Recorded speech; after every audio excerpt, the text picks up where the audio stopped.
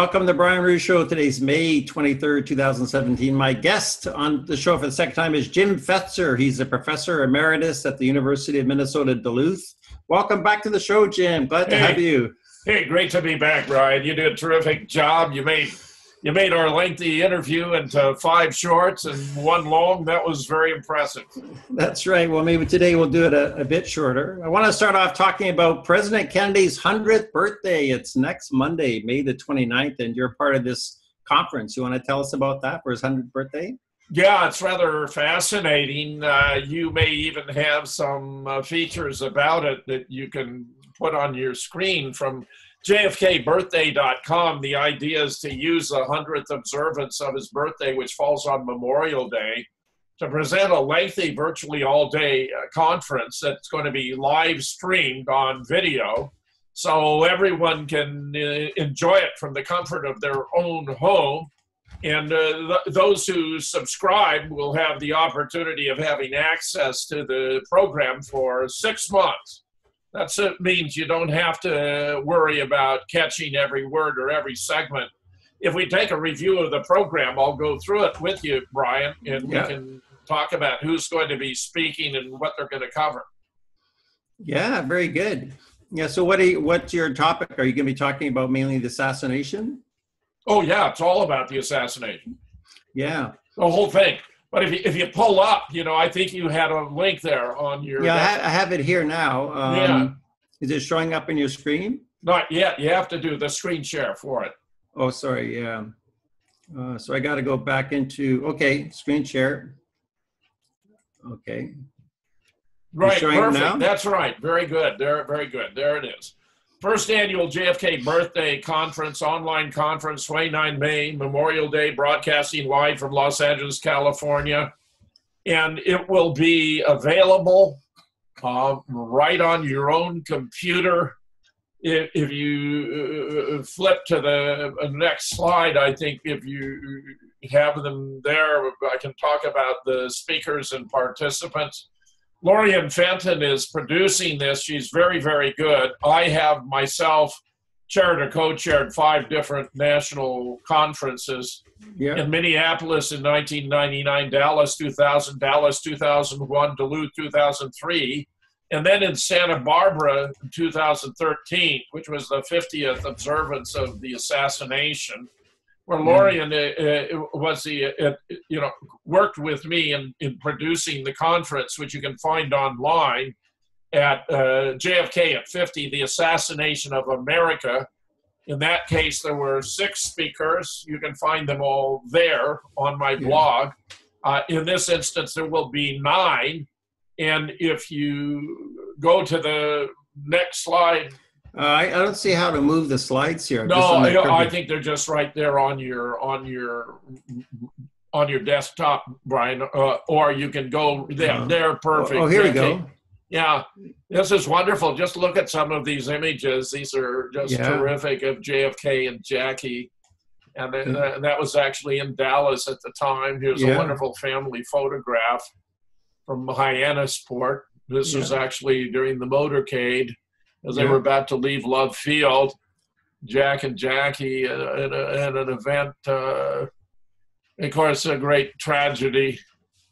Here was Jack with many leaders of the Black community. Here's the alleged assassin. The shirt and T-shirt he's wearing there, by the way, are of great importance. And here, of course, during the funeral, the state funeral held on the Monday the 25th. That was when he was lying in state on Sunday the 24th at the Rotunda. Those are all great. If you scroll down, Brian, I think you'll see more. Join the world, 9 experts, his life, legacy, and the coup d'etat, plus a Q&A with John Barber. He has a new video, The American Media, the Second Assassination of John F. Kennedy, meaning how the media has sought to besmirch his character and, as it were, take him out yet again as a political assassination. Yeah, I see a lot of articles on that, Yeah. If you scroll down further, we'll have a little more here. But probably what you want to do is go to the speakers and the MC, Brian, right up there at the top. Yeah, okay. Here's the overall. Yeah. The event Sunday will be showing his video at 7 p.m. at the Music Hall Theater on Wilshire Boulevard. Tickets $12 general, $9 for seniors. There's a phone number to call. And those of us who will be there in person, there are 4 or 5 of us, Gary Fannin, myself, William Matson Law, Wayne Matson, Barb McClellan, we will all be at the theater to do a Q&A following the presentation of the video, where John Barber is a 5-time Emmy Award-winning film producer, director. If you go to the schedule, you'll see how it's going to be laid out. Those are the sponsors. Yeah. Okay, schedule. Yeah. Right. In there. Here we go. Exactly. Runs from 9 a.m. Pacific time to 12 p.m. Eastern time, meaning, well, actually, that's the beginning of the conference. Yeah, that's beginning. Yeah, 9 a.m., which is the same as noon Eastern time. Yeah. Exactly. And it'll be in 5 days, 19 hours, 29 minutes, and so many seconds. Oh, okay. If you scroll down, you'll see the program will begin at 9 a.m. with Roger Stone will be the first speaker, who will be addressing JFK, the man, the president, and his murder. Roger has published a book about who killed JFK, the case against Lyndon Johnson, and he has it spot on. Lyndon was indeed the key player. Yeah, my favorite bad guy. Yeah, it's fascinating. If you scroll down just a hair more, you'll actually, very good. You'll be able to see their topics. So Roger will open strong. Then we have Ed Haslam, who's published a book called Dr. Mary's Monkey, which is about research on a rapid-acting cancer vaccine to be used as a bioweapon that was being conducted by Lee Oswald and Judith Ferry and Dr. Mary Sherman and David Ferry. They used to joke about Mary Ferry and Ferry as being involved in this.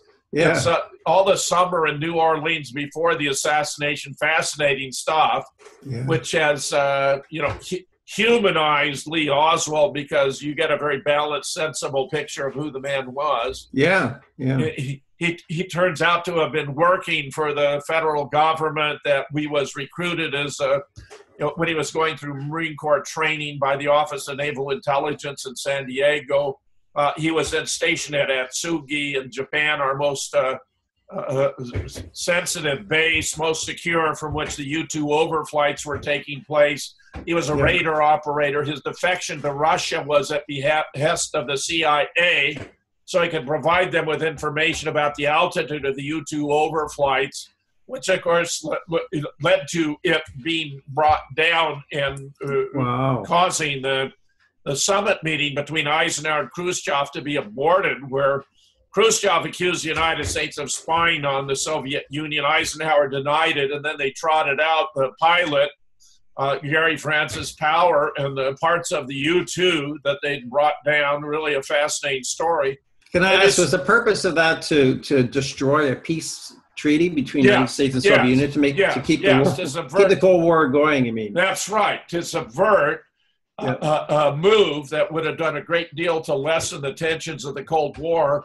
Very much as we have seen Donald Trump wanting to make overtures to Russia, find his administration being subverted by all kinds of phony claims and attacks about his dealing with Russia or Russian interference in the election, which frankly did not take place. I've done a huge amount of research on this. But we know, in fact, the actual emails from the DNC weren't hacked, but were given to Julian Assange through an intermediary, through an IT guy for the DNC by the name of Seth Rich, who would be taken out because of it, shot twice in the back. Then he was taken to a hospital where he actually survived until a lot of law enforcement officers came in, blocked him off, denied him medical access, and he was brought to his death in the hospital. This is stunning stuff. Even Newt Gingrich has declared on Fox and Friends that his death was an assassination. We also know, by the way, from Hillary, a book about Hillary Clinton's campaign titled Shattered, by two investigative journalists who followed the whole campaign, that in fact the whole Russian hacking meme was made up by Robbie Mook and John Podesta, the heads of her campaign, within 24 hours of her concession speech. It was made up, Brian, it was just made up out of whole cloth. So we've had, these endless months of the media chasing a wild goose, non-existent Russian connection. I mean, it's frankly embarrassing, but it shows you the low caliber of the media in this day and age.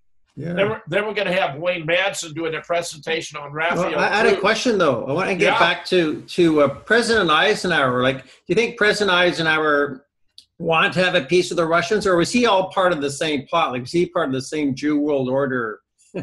I think Eisenhower was sincere about having a meeting with Khrushchev that would reduce Cold War tensions. As a general, he'd seen enough of war to know that it's a terrible, terrible enterprise, and most military officers are really averse to war. They're experts at its conduct, but they prefer to avoid it if at all possible. And I think this is a reason why Trump's overtures were, too strong for the military-industrial complex and the deep state, which makes massive amounts of money over a kind of quasi-war hysteria it continues to provoke here in the United States. Brian.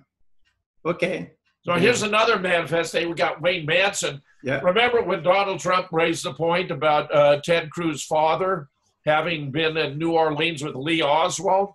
Well, I do a new JFK show every week now that continues the latest research on JFK, and we went thoroughly through it with many photographs, and we knew that Rafael Cruz had been in New Orleans at the time. He was an anti-Castro Cuban. He was there in New Orleans with Lee Oswald when he was handing out the Fair Play for Cuba committee. I have an acquaintance who was a participant in the assassination who's actually in the uncropped photograph up in there. He's a short guy in the foreground on the right, who is named Chauncey Marvin Holt. He was also the third of the three tramps who was marched through Dealey Plaza. Wow. Yeah, he was instructed by his handler, Philip Twombly, when he was working as a contract agent for the CIA, to prepare 15 sets of forged Secret Service credentials for use in and around Dealey Plaza. He worried about getting the color-coded pins the Secret Service wear, which changed from day to day, but got them in time. He was instructed to leave them in a red pickup truck that was parked behind the grassy knoll in a parking lot used by the Dallas Police Department. When he arrived there, it wasn't present, so he wandered around Dealey Plaza. He told me he saw more bad guys, more mercenaries and hitmen than you'd find at a Soldiers of Fortune convention. Wow. Yeah. He went back and the pickup truck was there, so he left the credentials there and headed in the company of two others he'd been instructed to meet, one of whom he knew as Richard Montoya, whose name actually was Charles Rogers. There's a book written about him called The Man on the Grassy Knoll. The other, Charles Harrelson, a hitman for the mob, who is the actor Woody Harrelson's father. And they were directed to proceed to a boxcar in the railroad yard behind the grassy knoll that would be appear to be locked, but actually be unlocked. And when they climbed in, they discovered it was loaded with explosives, ammunition, and weapons. The train started to pull out, and they thought they had got away.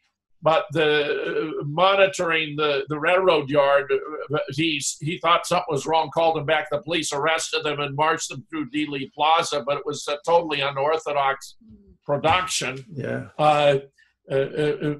Because, of course, the Dallas police, the Dallas Sheriff Department were both involved in the assassination on the scene. Each of them put up one of the shooters, by the way.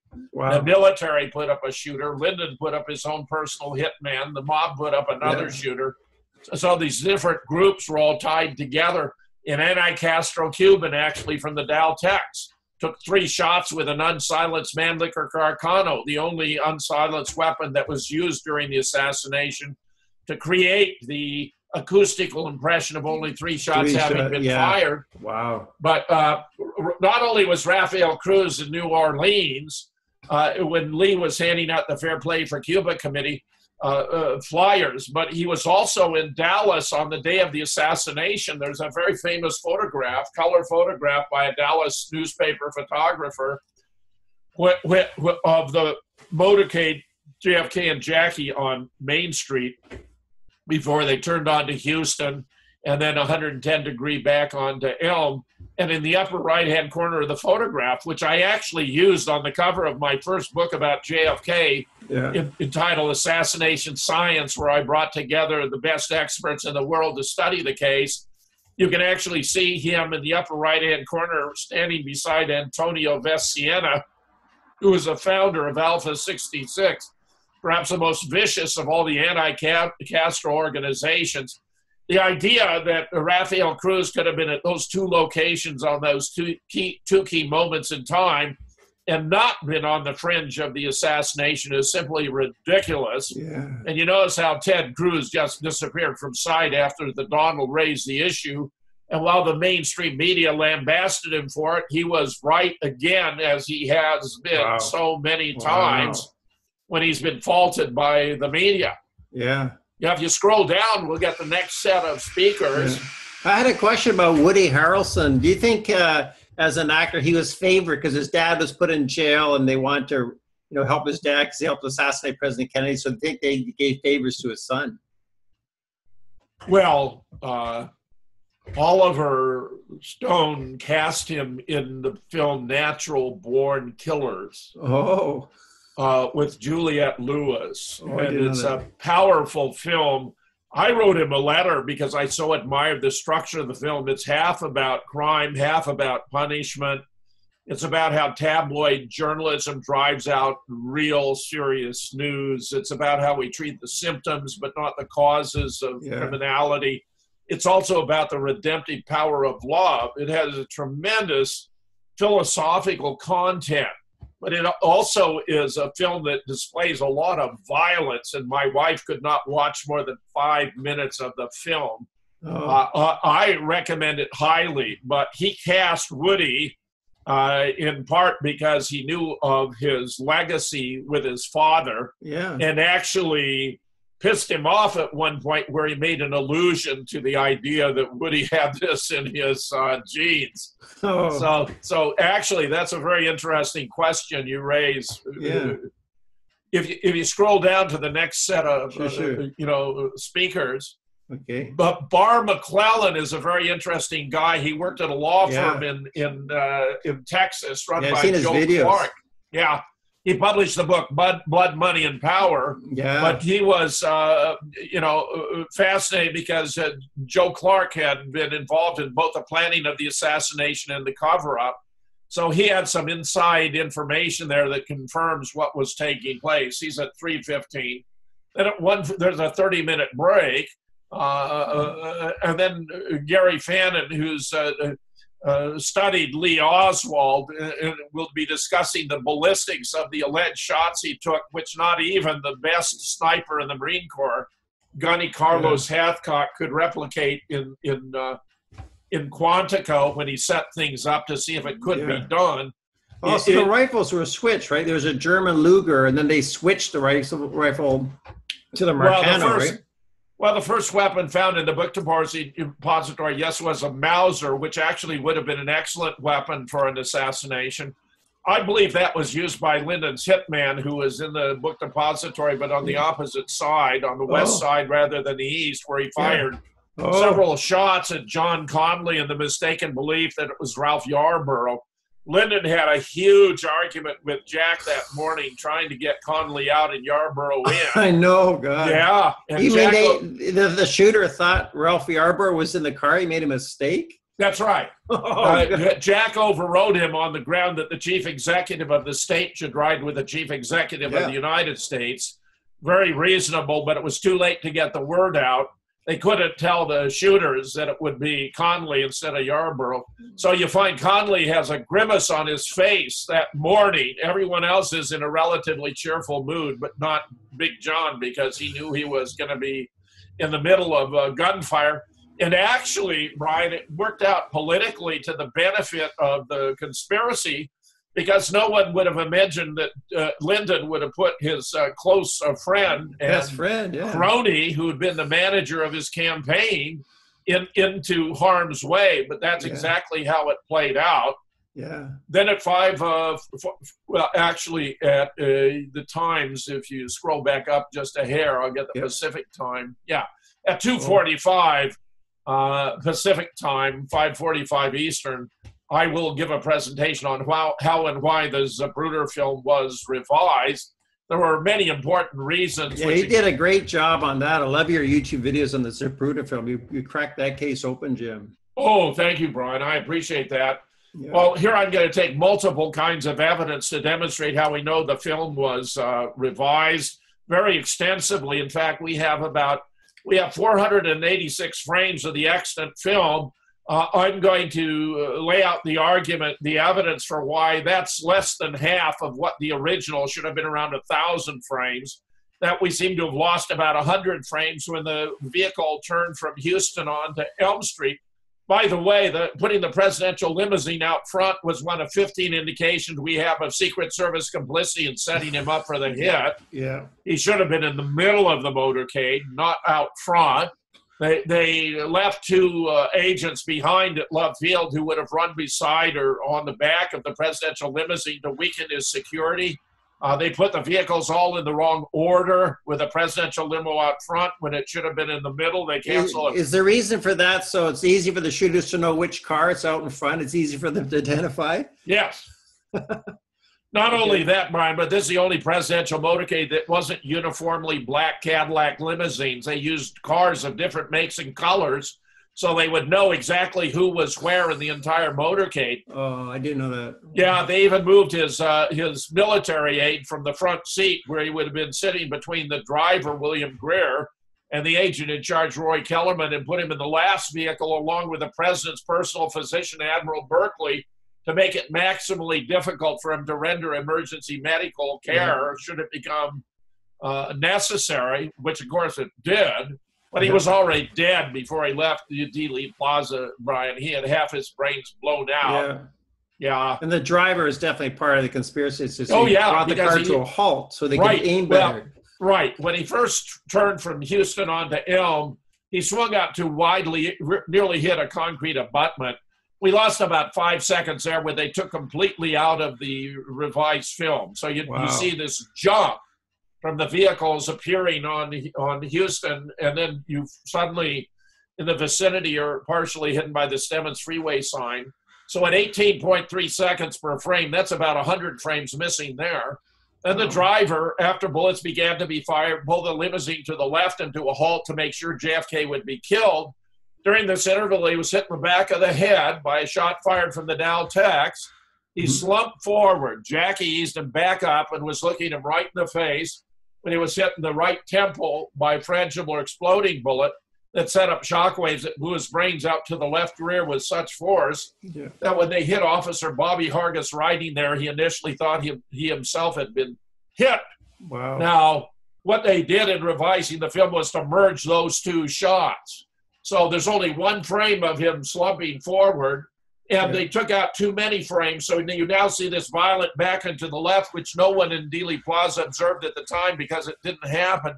He simply slumped to the left. But when they revised it, they took out too many frames, so now it looks violent back and to the left. So virtually, really? I had no idea. I didn't know that. Right. So there was actually a double hit here that has been confirmed by several technical studies and by the medical evidence. Wow. So that, But get this, what you see of the revised film is the motorcade sort of slows down, but then speeds up to drive out of Dealey Plaza. Well, there's much more to the story. Larry Rivera discovered interviews that Fred Newcomb, who was a first-generation student of the assassination, had done with the motorcycle escort officers. Yeah. There were 4 of them and their supervisor, Stavis Ellis, and they all confirmed that the limo had been brought to a halt. But they added much more about what happened. Get this. Wow. Officer Hargis parked his bike, got off his bike, ran between the 2 limousines. which of course he couldn't have done unless they were stationary, up to the grassy knoll. Officer Douglas Jackson, riding on the right, actually rode his bike up onto the grassy knoll until it fell over, and then proceeded on foot because they believed the shot had emanated from there. 5 Secret Service agents dismounted from the Queen Mary, the Secret Service Cadillac, surrounded the presidential limousine. One of them took a chunk of skull from a little boy and threw it back into the vehicle, which I calculate had to have taken at least 20 seconds. So there we have, 20 seconds at about 20 frames per second. We get 400 more frames that have been excised from the film. So we've never seen that in the Zapruder film. None of us have seen that. Right, you've never seen it. I've never seen it. Here's what happened. They sent the original back to the National Photographic Interpretation Center on Saturday, the 23rd. It was an 8mm already developed film in Dallas. Already split, because the camera uses a 16mm, shoots down one side, you take the film out, put it back in, shoot down the other side. So there's a side A and a side B. If you want to see the whole thing after it's developed, you have to split the film and then, merge them together, which I used to do as a projector for high school when I was in the film club and all that. And then on Saturday, they had to actually have a shop owner open his store to buy an 8mm projector so they could view it. But the next day, the substitute was brought. It was a 16mm unsplit film that had been developed in Rochester, where the CIA had a secret lab known as Hawkeye Works adjacent to Kodak headquarters. And this is where the substitution was made. Different crews were working at the NPIC on Saturday, and on Sunday, there was no one there other than the officials in charge who would have known about the substitution and the switch. So Douglas Horn, who was a member of the Assassination Records Review Board, a 5-civilian member panel that was created by the JFK Records Act passed by Congress in the wake of the resurgence of interest generated by Oliver Stone's film JFK, would document all of this in a 5-volume masterpiece entitled Inside the ARRB, published in 2009, which you can find today on Amazon.com. Wow. So we've never seen the whole complete Zapruder film, and maybe we never will, right? Well, it does appear that there are copies out. When my wife and I were in Paris, this is quite a few years ago, a French investigative journalist by the name of William Raymond had arranged for me to view it. But when we got closer, he backed out and canceled the meeting. So I did not have the opportunity. Wow. We have a half a dozen or more who have seen a different version of the film than is publicly available. Really? Where you can see the turn from Houston on to Elm, and you can see the limo stop, and you can see JFK hit twice, where you hit in the back of the slump. It's never up on YouTube. We need this on YouTube. I wonder if we'll ever get for the public to on YouTube. Why not? Why don't they show it to us? Because it implicates the government in the assassination of JFK.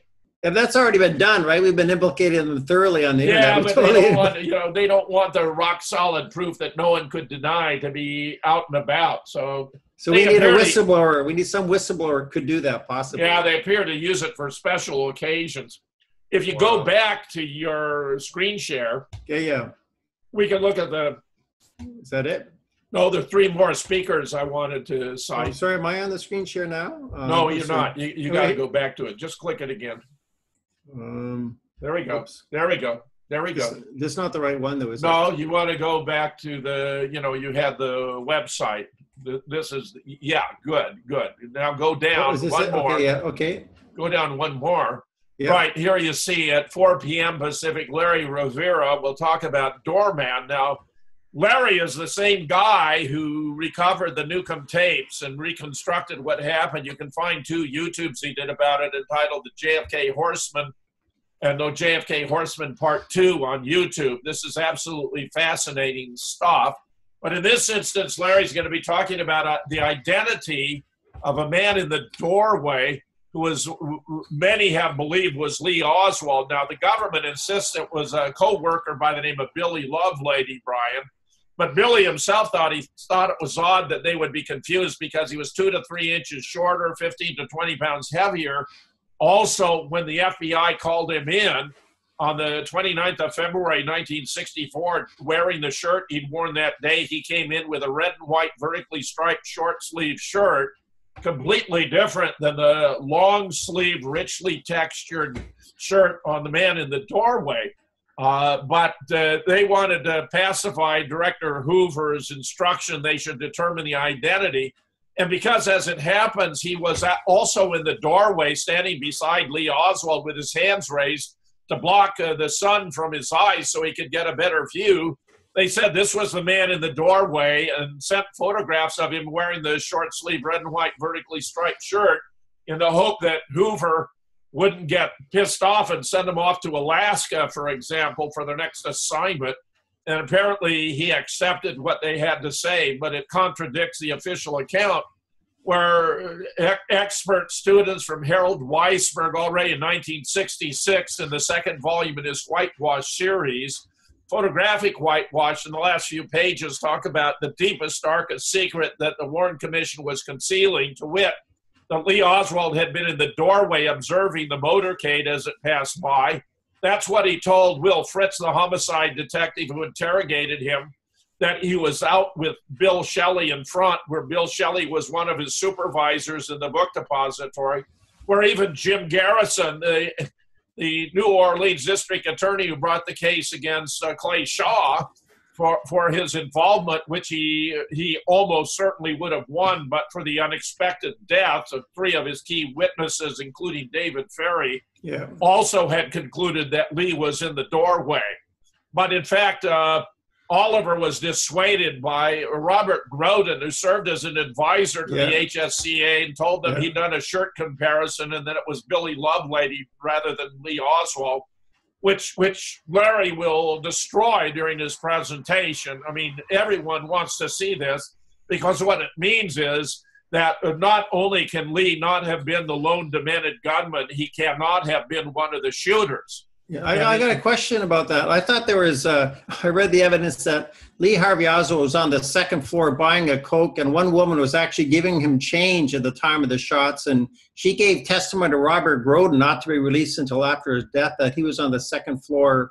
And when the police came in 90 seconds after the shooting, they saw Lee Harvey Oswald holding a Coke on the second floor. That was Marion Baker, who rushed in and found him in the Coke room. I think the story about Geneva Hine that Robert Groden has Geneva Hine, is a false story. Groden's trying to cover his involvement in perpetrating the myth that, you know, Lee was involved, although he has a scenario in his book, The Killing of a President, which is an excellent compilation of photographs, though some of the text is dubious. Where he endorses a multi-shot scenario of, 8, 10, or 11 shots. And I agree with that. At least 8 to 10 shots were actually fired in Dealey Plaza, where I have tracked the shooters, the shots they took, and their effects, those that hit and those that missed, where Jack was hit a total of at least 4 times. He was hit in the back by a shot that was fired from the top of the county records building by a Dallas Sheriff's Department deputy sheriff.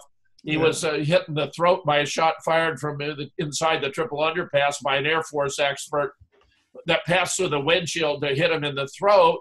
Then after the vehicle stopped, he was hit in the back of the head by a shooter in the Dow Tex, an anti-Castro Cuban, using that Mannlicher Carcano I mentioned before, which was so unreliable, it was known as a humanitarian rifle during World War II for never harming anyone on purpose.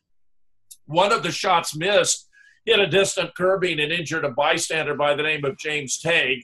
Another missed and hit the chrome strip over the windshield, but the third hit Jack in the back of the head and he slumped forward. That's when Jackie eased him up, and he was then hit in the right temple by a guy who worked for the mafia, a CIA guy, who was an expert shot, who hit him with that frangible bullet that set up shockwaves that blew his brains out the back of his head. There was another shot fired by a Dallas police officer with ties to the CIA from the grassy knoll. It was the easiest shot, but he pulled it because it would have injured Jackie, and they were under strict instruction she should not be harmed. The bullet wound up in the grass opposite the grassy knoll where a lieutenant picked it up and it disappeared forever. Wow. Then we had Lyndon Johnson's personal hitman in the Daltex, as I say, firing at John Connolly in the mistaken belief that was Ralph Yarborough. Wow. Yeah, so getting back to, like, I believe in Lee Harvey Oswald's innocence, but yeah, I think he testified himself that he was on the second floor and he identified two blacks he worked with in the lunchroom when he was questioned. So that was the story. I always heard that he was on the second floor lunchroom at the time. No. He identified, and we turned out to have the Will Fritz notes. Yeah. They're both handwritten and typed version. You can find him on the Mary Farrell website where she was keeping documents and records. He said he was out with Bill Shelley in front during the shooting. He said that. Lee said that himself. Yeah, he said Will Fritz. Wow. I never knew that. Wow. And we've been able to confirm it, Brian. We've been able to confirm it. In fact, everything he told Will Fritz appears to be true. He also said he was a patsy. He was a patsy. He didn't know he was going to be framed. He'd been very cooperative with the government, as we've already reviewed the bidding. In fact, even at the time of the assassination, he was an informant for the FBI.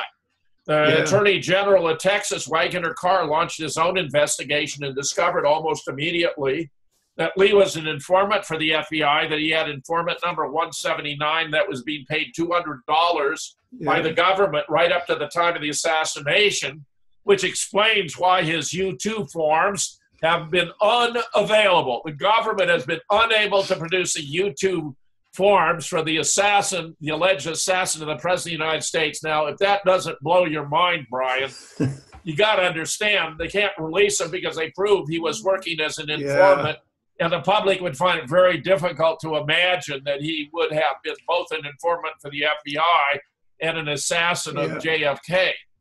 Then you have William Law, who's interviewed a whole lot of witnesses to the Parkland Medical and the Bethesda autopsy and so forth, where, believe it or not, Commander Humes, who was in charge of the autopsy of Bethesda, actually took a cranial saw to the skull of JFK and enlarged the wound from a fist-size blowout that many witnesses had reported, virtually including the physicians at Parkland. I mean, 6 or 8 of them talk about this fist-size blowout, which was originally described by Clint Hill, who was the first to observe it when he rushed up to the vehicle and pushed Jackie back, and then lay across their bodies and peered into this fist-size hole in the back of his head, turned to his colleagues and gave him a thumbs down, which, of course, they also had to exclude from the Zapruder film in its revised version.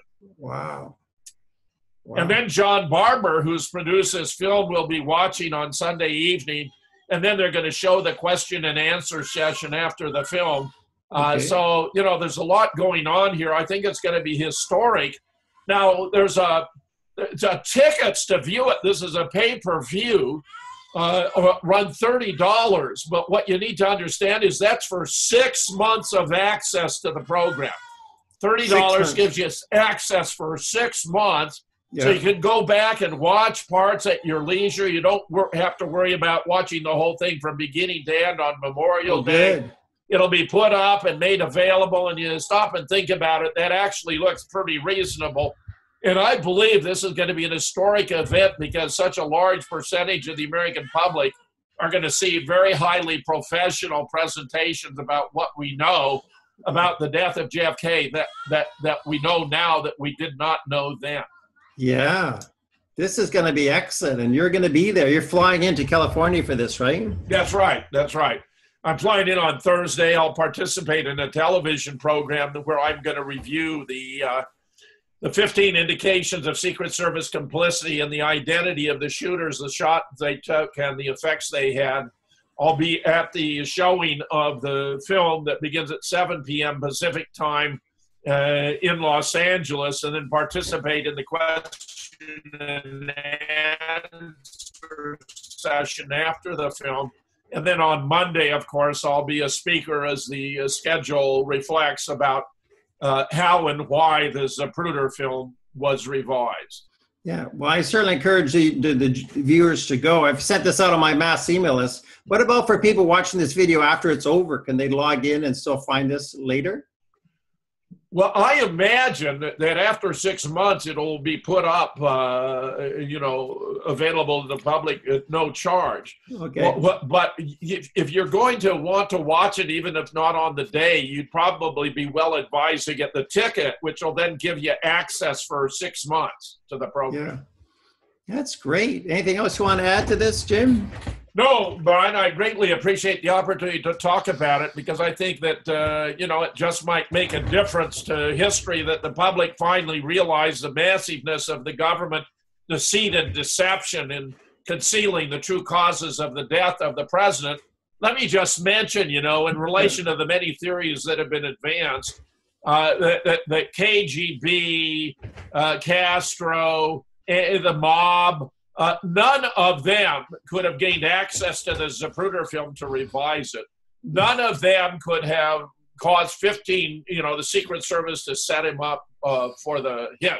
None of them could have stolen the body and subjected it to an autopsy that included the alteration of the x-rays to conceal that blowout to the back of the head, and adding a 6.5 millimeter metallic slice to another x-ray to implicate this obscure World War II carbine, for which they created a paper trail, when Lee Oswald, had he been an assassin, could have obtained a higher quality weapon at any corner store in Dallas without showing any ID. Yeah. So that, you can scratch them out as candidates, and turn out that there are very few that remain, where Lyndon Johnson and J. Edgar Hoover played the pivotal roles. An early brilliant book about it in 1997 by Noel Twyman, entitled Bloody Treason, laid out why the perfect plot, the perfect conspiracy, involved Lyndon, who had become the president, tying together the Secret Service with the Joint Chiefs and the Mafia, and the CIA, where the Mafia and the CIA were two sides of the same coin in their gun-running ops against Cuba and so forth, where the CIA would assassinate targets abroad and the mob targets domestically. Yeah. Wow. Well, thanks a lot, Jim. This has been an excellent talk. You know the Kennedy assassination better than anyone I've ever talked to. I really appreciate your knowledge on this. Well, I'm super to say, and coincidentally, Brian, my fourth book on JFK is now appearing, coincidental with the this event, and you can obtain it at moonrockabooks.com. It's like 557 pages. It has over 1,000 photographs, including all the frames of the Zapruder film in its sextant edition. Wow. Where we have an improved version over any others, over which there is no copyright restriction, produced by John P. Costello, PhD, with an area of specialization in electromagnetism, the properties of light and images of moving objects, where John did a brilliant tutorial you can find at assassinationscience.com about the internal properties of the film, which he rated as about 98% flawless. Nevertheless, he found a whole lot of features. I'm going to be discussing them on Monday, and I hope a lot of your viewing audience will join us then, because I predict this will be an historic event. Great. And I'll put the links below this video for Moonrock Books and the other links as well. Terrific, Brian. Terrific. Great. Well, thanks for being on the show, Jim. This has been excellent. Appreciate it very much. My great pleasure, Brian. I think you're a terrific host. I'm glad for the opportunity. Okay, and good luck at the conference. Thanks very, very much. Okay, see you next time. Welcome to the Brian Ruhe Show. Today is the day for you to subscribe to the Brian Ruhe channel, and please donate, because I can't afford to do this full time yet, but with your donations, this truth mission can succeed. Also, please like the videos and also share these on your social media platforms, as well as send emails to your friends. Thanks.